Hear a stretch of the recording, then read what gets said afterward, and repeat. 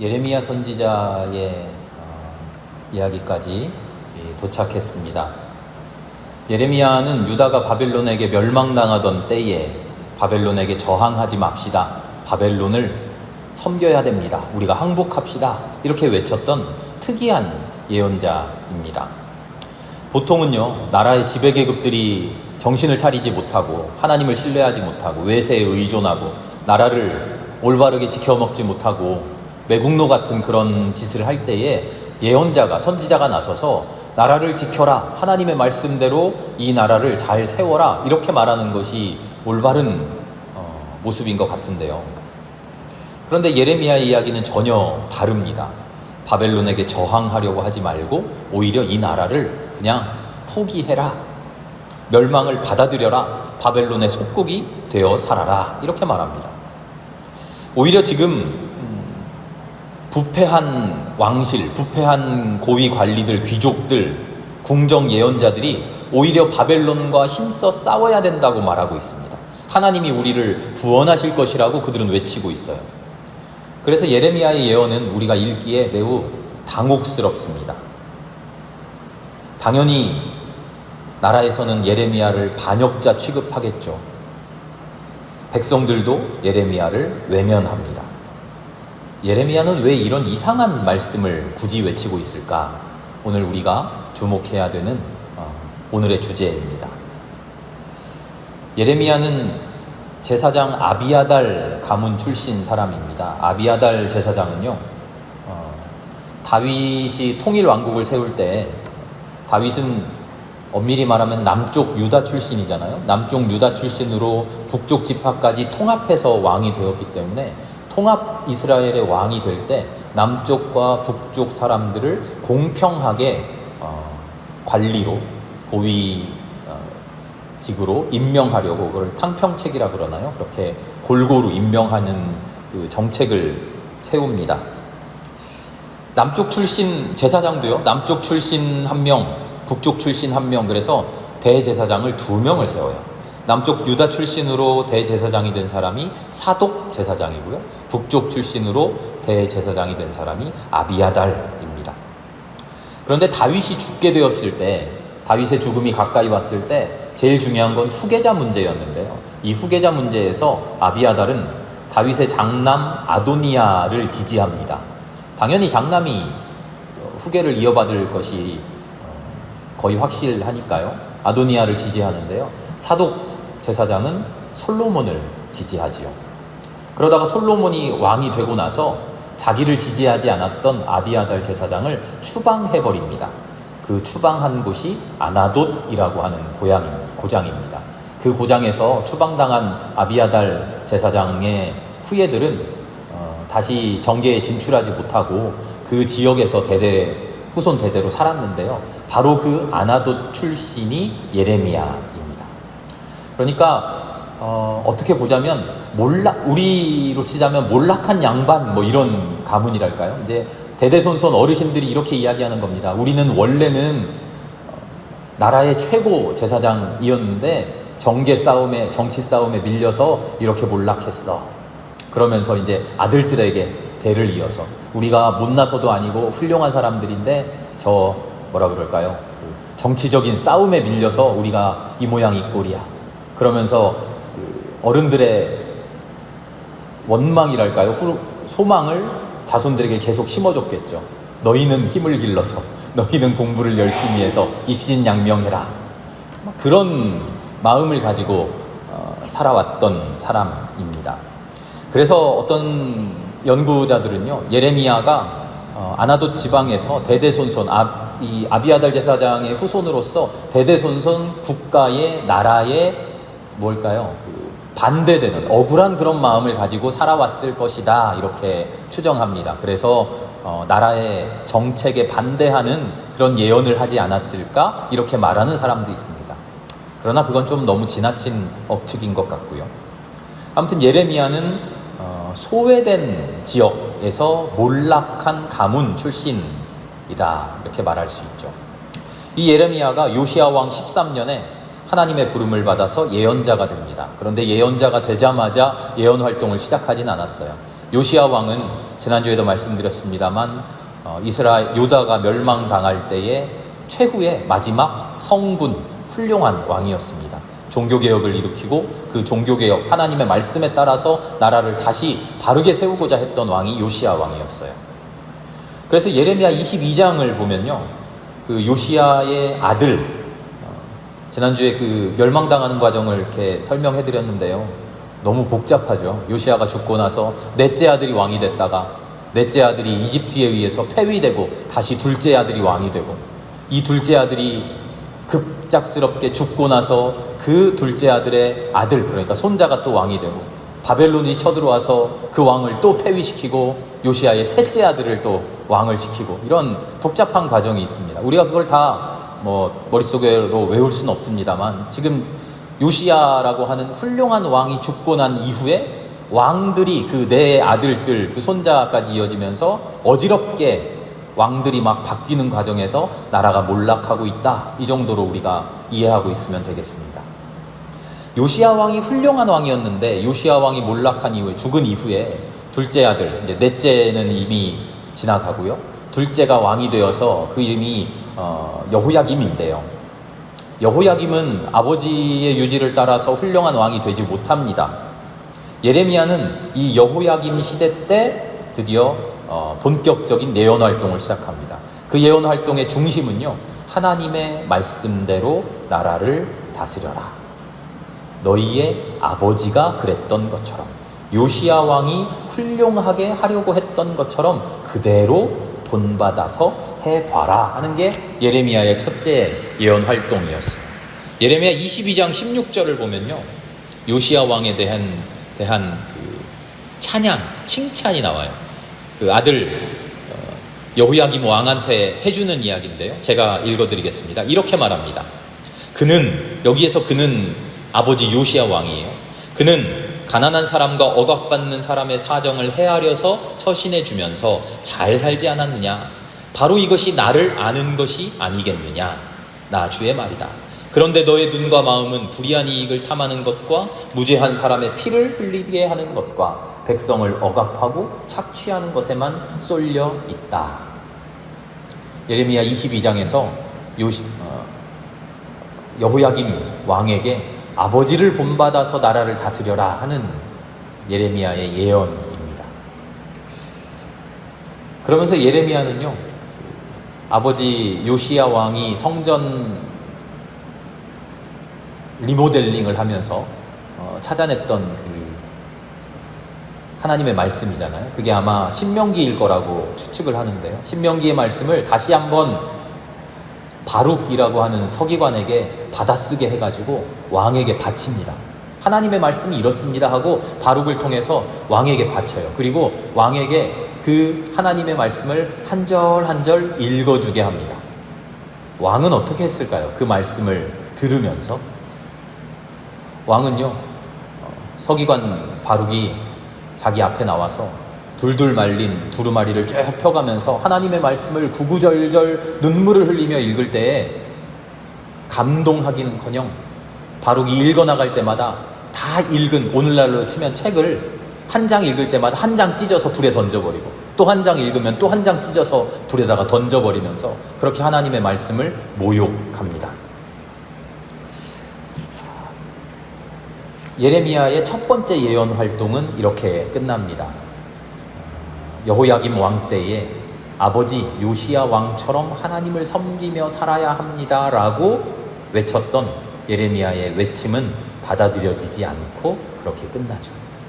그렇게 또 시기대가 한참 지나갑니다. 그리고 나서 이제 마지막 왕 시드기야 왕 때가 되었습니다. 왕이 막 이렇게 저렇게 바뀌고 넷째 아들에서 둘째 아들로 왔다가 그 손자로 넘어갔다가 다시 셋째 아들로 삼촌에게로 돌아오는 그런 복잡한 과정을 거쳐서 이제 유다의 마지막 왕 시드기야 왕 때가 되었습니다. 시드기야 왕은요, 국제 정세를 잘못 파악했습니다. 어떻게 보면 지금 결과론적으로 지금 모든 결과를 알게 된 뒤에 이렇게 했어야 되는데 하는 그런 아쉬움일지도 모르겠습니다만, 그 당시에는 또 시드기야로서 최선의 선택이었을런지 모릅니다만, 시드기야는 어리석게도 바벨론에게 항거하는 그런 정책을 펴니다. 항거할 수 없는 지경이었는데, 아무런 항거할 수 있는 아무런 능력이 없었는데 바벨론에게 항거하다가 결국은 멸망당하고 말죠.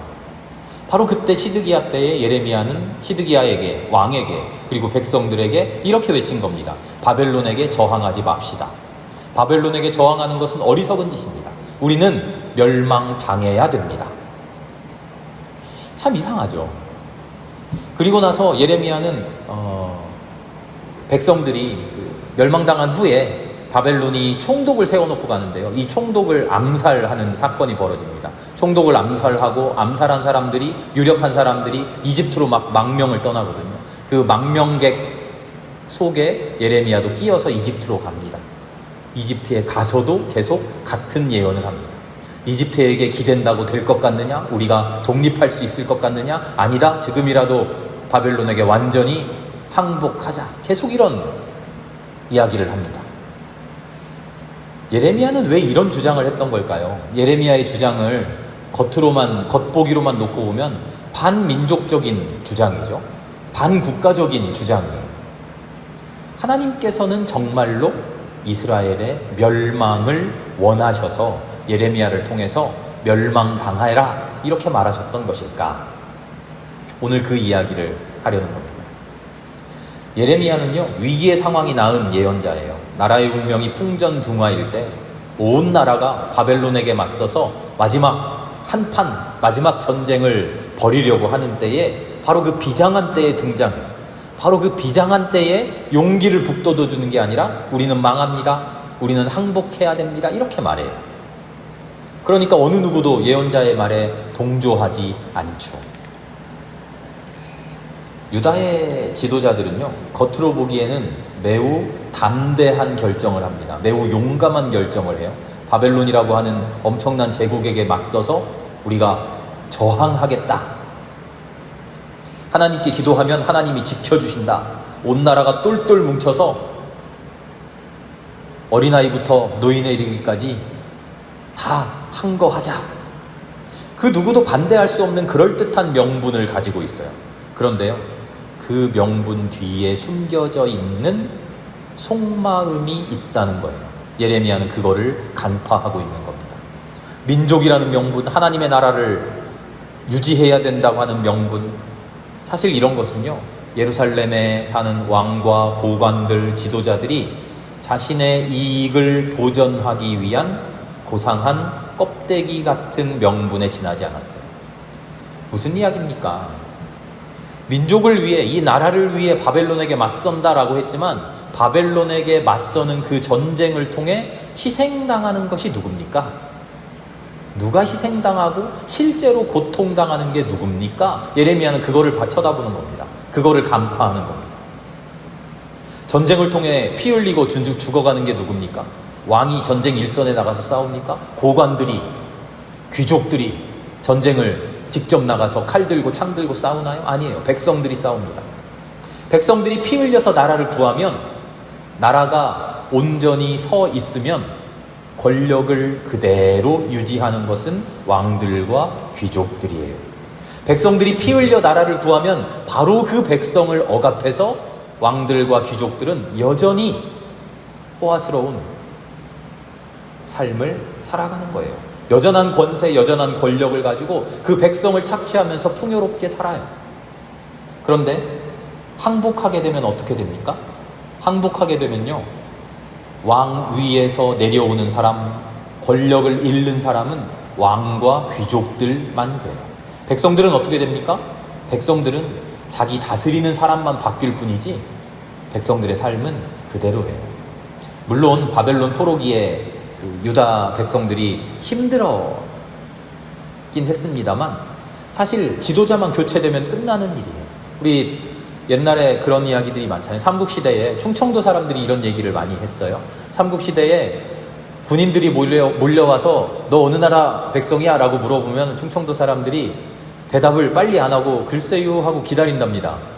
이 사람들이 신라 군대인 것 같으면 말을 이렇게 눈치를 보다가 저희 신라 사람인데요 하고 살아남는다 그러죠. 군인인 것 같으면 이렇게 대답 안 하고 눈치를 보다가 사실은 저희 고구려 백성입니다 하고 살아남는다는 거죠. 전쟁을 통해서 지도자가 바뀌면 전쟁을 통해서 누가 이기든 간에 자기를 다스리는 윗 대가리만 바뀌는 겁니다. 그리고 자기들은 그냥 평안하게 지도 다스리는 사람에게 충성을 맹세하면서 살면 되는 거예요. 예레미야는 지금 뭐를 바라보고 있습니까? 지배층이 내세우는 명분이 아니라 이 전쟁을 통해, 이 저항을 통해 과연 힘들어지는 것은, 파괴되는 것은 무엇인가 하는 겁니다. 결국 파괴되는 것은, 결국 피 흘리는 것은 백성의 생명이요 백성의 생존, 그거라는 겁니다. 예레미야는요 지금 민중이 처한 현실을 바라보고 있어요. 상대도 되지 않는 전쟁, 아무런 승산이 없는 전쟁에 백성들을 동원해서 죄 없는 피를 흘려가면서 싸워야 할 이유가 어디 있습니까? 전혀 없어요. 오히려 항복하고 백성들의 살 길을 찾는 것이 옳다는 겁니다. 더 착취하고 불의한 이익을 탐하고 무죄한 이들을 피 흘리게 하는 불의한 권력자들의 권력을 위해서 백성들만 피 흘리게 되는 결과가 남는다는 것이죠. 예레미야는 그런 독립전쟁, 그런 결사항전, 그건 필요 없다라고 말하는 거예요. 그들을 돕고 있는 게 거짓 예언자들입니다. 거짓 예언자들은 이렇게 말해요. 힘들고 어려운 상황에 처한 유다 백성들에게 하나님이 우리와 함께 하신다. 괜찮다, 괜찮다. 지금은 피 흘리는 것 같지만 우리가 이긴다. 마침내 하나님의 복이 우리와 함께 하신다. 현실을 왜곡하고 괜찮다, 괜찮다. 하나님이 우리를 도우신다라고 하는 거짓된 선동으로 백성들을 죽음의 전쟁터로 몰아넣고 있는다는 거죠. 그리고 나서 사실상 괜찮은 건 누구냐? 사실상 괜찮은 것은 예전부터 그 백성들을 착취하고 약탈하던 왕이요 고관 대작들이라는 거죠. 오늘 함께 읽은 말씀 14절에 이렇게 말합니다. 백성이 상처를 입어 앓고 있을 때 괜찮다 괜찮다 하고 말하지만 괜찮기는 어디가 괜찮다는 것이냐? 진짜 괜찮은 것은 누굽니까? 전쟁터에 나가보지도 않는 왕들과 귀족이라는 거죠. 백성들이 그 모든 고난을 다 짊어지고 나면 자기들이 괜찮다는 겁니다.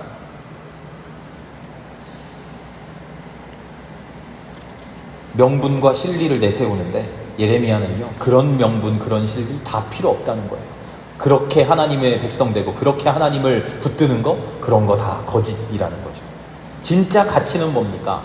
하나님이 창조하신 생명, 하나님이 사랑하는 바로 그 생명이 고통당하지 않는 것, 그것이 옳다. 생명을 침해하는 명분은 거짓 명분이다 라고 지금 외치고 있는 거예요. 예레미야를 우리가 흔히 눈물의 예언자라 그러잖아요. 왜 눈물의 예언자라 그럽니까? 예레미야의 애가 슬프다 슬프다, 그래서 예레미야가 눈물의 예언자일까요? 눈물로 기도하는 장면이 많이 나와요. 진짜 이유는요, 예레미야 자신도, 자기 자신도 선뜻 받아들이기 힘든 고통스러운 예언을 해야만 하기 때문이에요. 예레미야도 예레미야라고 해서 지금 자기 나라가, 자기 조국이 멸망당하는 것을 기뻐할까요? 하나님이 아무리 그렇게 말씀하셨다 그래서 하나님께서 야 예레미야야 가서 우리가 멸망당하는 것이 옳다고 외쳐라 그러면 예레미야가 속으로 아이고 좋습니다 하고 우리가 멸망당해야 됩니다 라고 웃으면서 예언하나요? 아니에요. 예레미야의 속에도 하나님의 그런 말씀이 이해가 되지 않고 받아들여지지 않고 가슴을 치게 만드는 예언이에요. 그런데 그게 사는 길이라는 겁니다. 그 사는 길로 가기 위해서, 참된 사는 길로 가기 위해서 온 나라, 온 백성이, 왕들이, 고관대작이, 심지어 백성들까지도 반대하고 이해하지 못하는 것을 계속 외쳐야 되는 것이죠. 그래서 눈물의 예언자예요. 실제로 바벨론이 유다를 멸망시키고 나서 유다 백성들이 그러면 아무런 고통 없이 지배자만 바뀌고 삶은 멀쩡했습니까? 사실은 그렇지도 않았죠. 백성들의 삶은 힘들었습니다. 그러나 예레미야는 더 깊은 근본적인 것을 바라봅니다. 예레미야 39장 10절 우리 한번 찾아서 읽어볼까요? 예레미야 39장 10절입니다.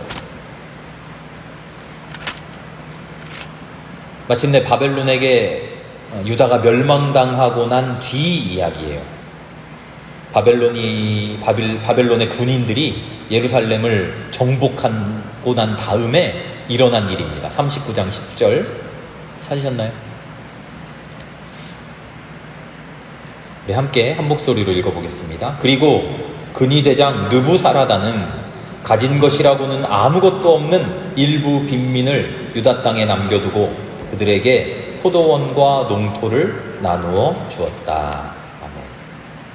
한 군데 더 찾아보겠습니다. 같은 말인데요. 예레미야 맨 끝에입니다. 52장 16절입니다. 예레미야 맨 끝장 52장 16절입니다.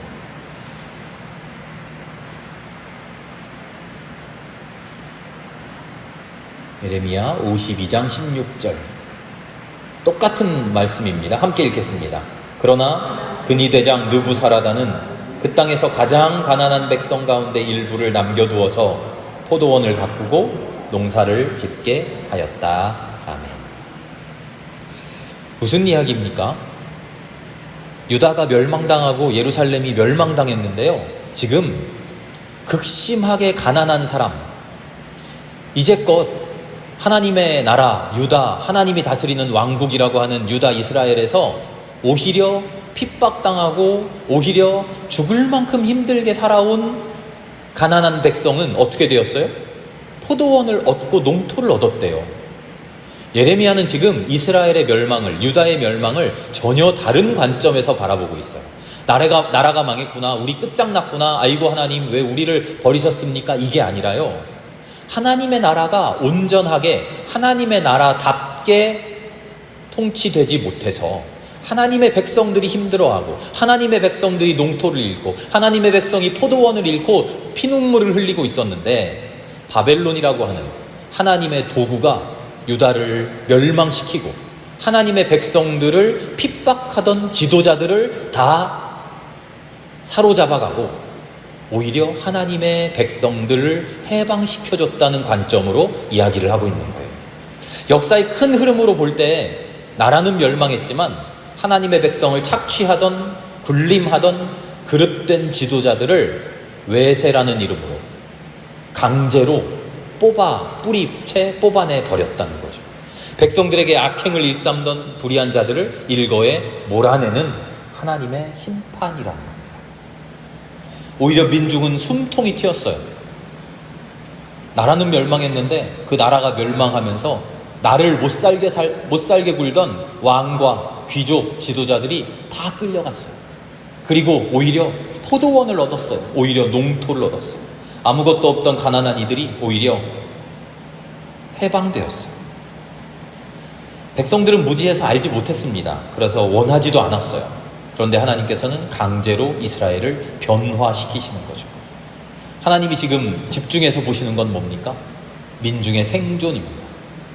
나라라고 하는 그 껍데기가 어떻게 되는지, 야, 이스라엘 멸망당했대, 유다 바벨론에게 쓰러졌대, 하나님이 지키신다고 하더니 야훼 하나님 힘도 없었나 봐 라고 하는 그런 세상의 이목, 세상의 평판, 이런 거 하나도 중요하지 않아요. 하나님에게는 뭐가 중요합니까? 하나님 나라의 생명들, 하나님 나라의 백성들, 그 백성들의 삶을 되살리는 것, 그것이 하나님에게는 중요한 일이었죠.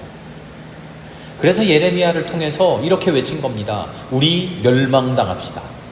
지금 올바르게 살지 못하고 있는 우리의 지금의 모습, 이거 지켜봐야 아무 소용 없습니다. 하나님이 우리를 지켜주시고 하나님이 우리에게 복 주시는 것은 지금 이 잘못된 모습을 유지시켜주는 거, 그런 거 아닙니다. 그게 하나님의 은혜 아닙니다. 진짜 하나님의 은혜는 뭡니까? 우리가 잘못 살아가고 있는 것을 뒤집어 엎어버리는 게 하나님의 은혜입니다.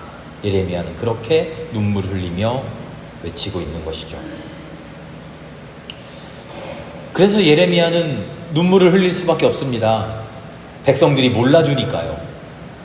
백성들이 그를 공격하니까요. 그래도 하나님의 말씀대로 전하는 것이 예레미야의 숙명입니다. 예레미야 1장을 보면요, 하나님께서 예레미야를 선지자로 부르실 때 예레미야에게 말씀을 너의 입에 준다 하는 첫 장면이 있어요. 예레미야 1장 9절과 10절 말씀인데요, 하나님이 이렇게 말씀하셔요. 주님께서 손을 내밀어 내 입에 대시고 내게 말씀하셨다. 내가 내 말을 네 입에 맡긴다. 똑똑히 보아라. 오늘 내가 뭇 민족과 나라들 위해 너를 세우고 내가 그것들을 뽑으며 허물며 멸망시키며 파괴하며 세우며 심게 하겠다. 내 말을 너의 입에 맡긴다. 예레미야는 아마 이 순간 이 하나님의 말씀을 평생 기억하고 마음을 다잡았을 겁니다. 내가 외쳐야 하는 것은 인간 예레미야의 말이 아니구나. 하나님이 나에게 주시는 하나님의 말씀이구나. 내 말로 인하여 백성들이 죽고 살아나고 내 말로 인하여 나라가 무너지고 세워지는구나. 그들이 어리석은 생각으로 나를 반대하더라도, 어리석은 생각으로 나를 핍박하더라도 이 중요한 말씀을 세상에 외쳐야만 하는구나. 그러면서 눈물로 외쳤던 것입니다. 오늘 우리에게도 이런 신앙의 다짐이 있을 수 있기를 바랍니다.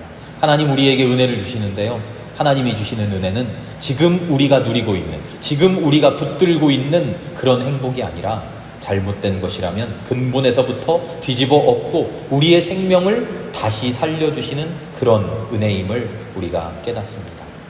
그럴 때 그 은혜의 길로 가는 것이 정말 눈물나게 힘들고 아프고 괴로운 일이지만 마침내 그것이 우리를 살리는 올바른 길이라는 것을 우리도 깨닫고 그 길로 순종할 수 있기를 기도합니다. 함께 기도하겠습니다. 하나님 감사합니다.